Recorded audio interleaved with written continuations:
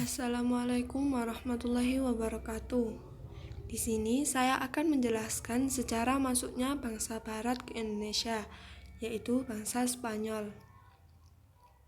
Sebelumnya, perkenalkan nama saya Anggun Safira Maharani dari kelas X BDP 1 nomor absen 6. Poin-poin yang akan saya bahas yaitu yang pertama, waktu kedatangan. Yang kedua, tujuan kedatangan ke Indonesia. Yang ketiga, tokoh dan perannya. Yang keempat, hasil atau prestasi kerja. Yang kelima, keadaan masyarakat. Dan yang keenam adalah masa keruntuhannya meninggalkan Indonesia. Waktu kedatangan bangsa Spanyol ke Indonesia. Bangsa Spanyol datang ke Indonesia pada tanggal 8 November 1521, tepatnya di Maluku. Kapal dagang Spanyol tiba di Maluku setelah melewati Filipina, Kalimantan Utara, dan Tidore. Tujuan kedatangan bangsa Spanyol ke Indonesia. Tujuan kedatangan bangsa Spanyol ke Indonesia adalah untuk mencari kekayaan, daerah jajahan, dan menyebarkan agama Nasrani. Tokoh dan perannya.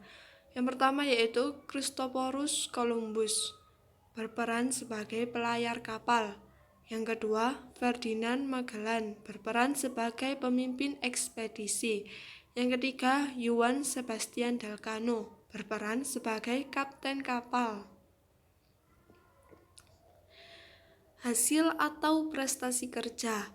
Hasil atau prestasi kerja yang diperoleh Spanyol setelah menjajah bangsa Indonesia adalah rempah-rempah, menjajah daerah, dan menyebarkan agama Nasrani atau yang akrab disebut dengan 3G, yaitu Gold, Glory, and Gospel. Keadaan masyarakat. Masyarakat menyambut baik kedatangan bangsa Spanyol, terutama pada daerah Maluku, sebab saat itu masyarakat Maluku sedang melakukan perlawanan dengan bangsa Portugis. Masa keruntuhan Spanyol meninggalkan bangsa Indonesia. Spanyol harus pergi dari Indonesia dan menuju ke Filipina karena adanya perjanjian Saragossa antara Portugis dan Spanyol yang ditandatangani pada 22 April 1529.